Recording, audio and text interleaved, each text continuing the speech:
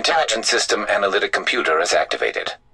All ISAC systems are confirmed online.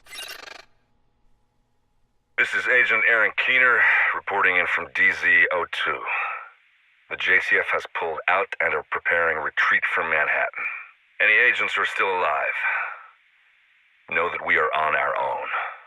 That's fine. We don't need the JTF. We don't even need the division or the government's permission to do what has to be done. We were trained for this, to complete the mission against all odds, to ensure the continuity of government, to save what remains. But what kind of mission is that? The government doesn't care about us. We're expendable, sure, but they have carelessly thrown us aside for no reason. And why should we sacrifice ourselves for a state that doesn't deserve it? We should all take a moment to reflect on that and ask if the mission still stands. Me, I'm not so sure anymore. So, Keener went rogue. And honestly, who can blame him? He was right there when everything went down in the Dark Zone.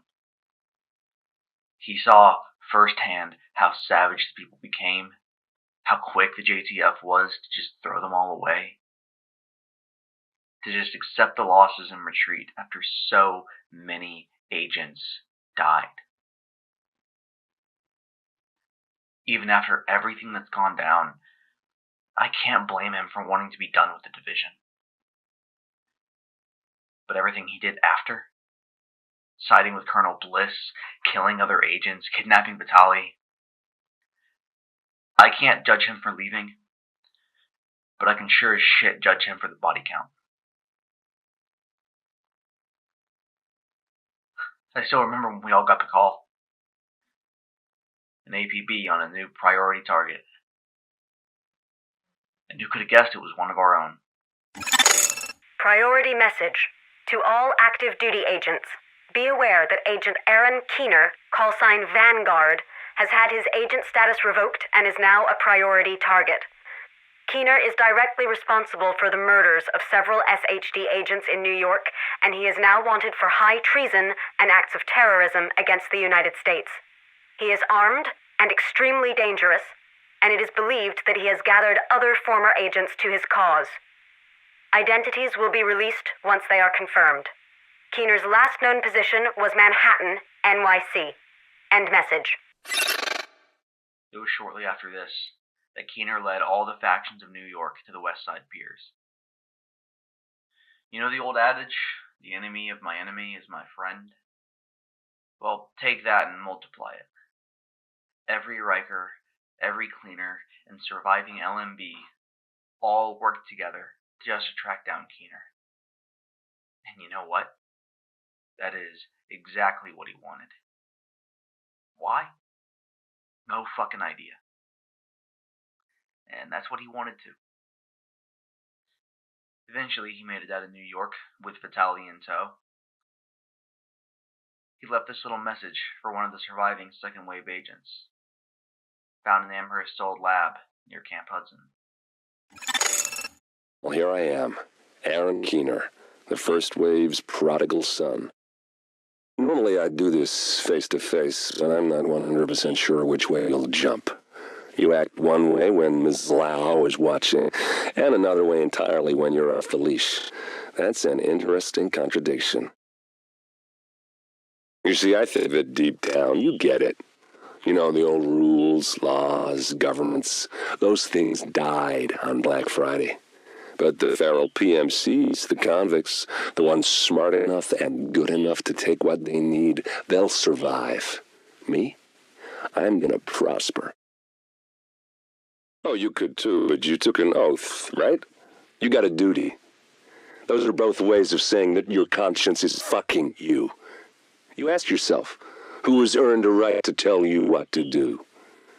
Do you know how many agents died to hold the Dark Zone, just for the brass to give up and put a wall around it? You don't believe me? You should check the place out for yourself. But the people you're working for, they're irrelevant now. Amherst changed how the game is played, and I have got the vision to win. I got Chernenko, I got a DNA printer, and a very interesting recipe book. I'm gonna write my own rules. You should think about getting in on this thing. I'll be seeing you. Vitaly, a Russian virologist, the DNA printer, and Amherst's notes. Outside the eye of the division, probably holed up in some bunker somewhere. Keener put Vitaly to work on creating some new monster. A virus. One like green poison, but worse. One that could kill not in a few weeks, but a few minutes. Months went by, and not a word, not a whisper of Keener's whereabouts. He was too careful for that. To leave a trail of breadcrumbs for us to track him down. But that all changed when Vitaly was finished. Keener's virus was done. The latest version is more potent, and the time from exposure to termination has been cut in half. Average time of death after exposure on the last batch was 5 minutes and 24 seconds. Results are promising. Keener will be pleased. This is not me. This is not who I wanted to be. I wanted to help people. To cure cancer with viruses, not weaponize them. But Keener? He forces me to use my research to... I wish I was brave enough to take my own life, but... I can't. I'm a coward. It would be so easy to just drop a vial on the ground and let it take me. But I can't. If I get it down to 1 minute,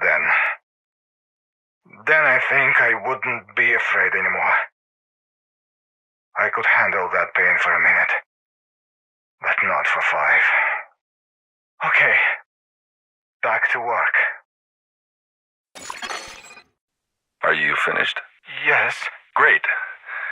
So we need to talk about your next project. Please, Mr. Keener. The results of the latest experiments are violent enough. Please don't make me create something like that again. Oh, no, Vitaly. You misunderstand me. Are you going to kill me? Vitaly, of course not.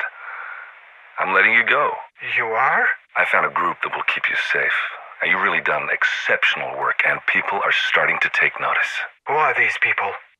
Black Tusk. You'll like them. They're a very elite group and professional. They'll keep you busy. With no more use to him, Keener broke a deal with a Black Tusk group that was operating out of Coney Island. He'd give them Vitaly, and they'd help him with something later on. Fearing that he may be infected, they locked Vitaly in the containment chamber at the island's ballpark. Now, sometime after this, the agents in D.C. received word that Vitaly was captured. They had drone surveillance to confirm that he was on site, and they sent a cell of division agents to go get him. After failing to hold off the incoming agents, Black Tusk leader Dolores Jones was stabbed in the back by Keener when he set cleaners loose on the island. She tried to track him down before he made his escape, and failed. She turned her sights on the incoming agents. They neutralized her and her unit, extracted Chernenko, and flew him back to D.C. They put him to work on the perfusion bioreactor that the division retrieved from the DARPA labs under the Pentagon. Using the broad-spectrum antivirals that they secured from Tidal Basin, they were finally close to a cure after 8 months. Not just a few vials, mind you, but the ability to mass produce. Of course, one thing we've learned is that when everything seems like it's going well, reality has a way to kick you back into the fucking dirt.